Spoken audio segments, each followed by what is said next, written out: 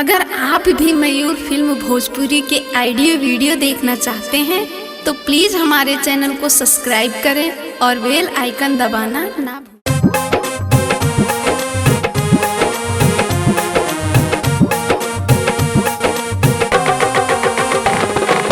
मयूर recording studio मेहपुरवा, मयूर recording studio मेहपुरवा, मयूर recording studio मेहपुरवा, मयूर recording studio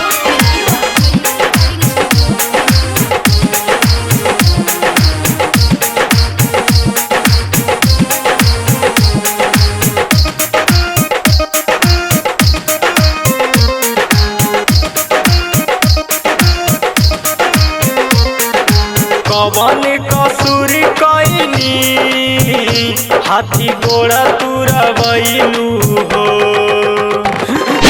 कवन कसूरी कईनी हाथी गोड़ा तुरवैलू हो।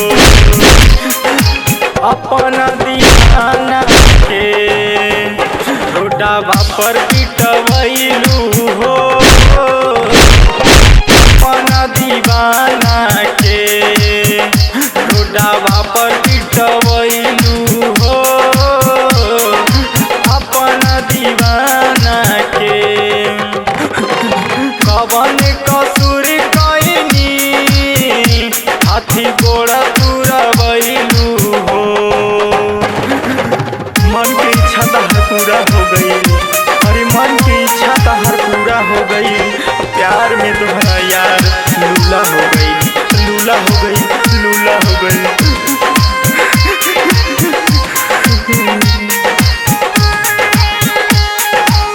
मीठा मीठा बात कके लिहलू फसाई, हमारा के जियते जान दिहलू मुआई।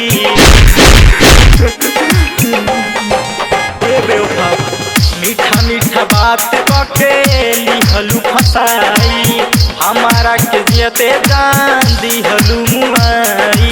प्यारी कईनी तहरा से रोवैलू हो। प्यारी कईनी तहरा से हमरा के रोवैलू हो। अपन दीवाना के रोडवा पर पिटवैलू हो। अपन दीवाना के रोडवा पर पिटवैलू हो। कवन कसूर कईनी हाथी गोड़ा तुरवैलू हो। खून इतना बह गई कि उठे की औकात नहीं थे। खून इतना बह गई कि उठे की औकात नहीं थे। हम तो मयूर रिकॉर्डिंग स्टूडियो मेहपुरवा, मयूर रिकॉर्डिंग स्टूडियो मेहपुरवा, मयूर रिकॉर्डिंग स्टूडियो मेहपुरवा। करी जे भी भरोसा करी घुट घुट मारी।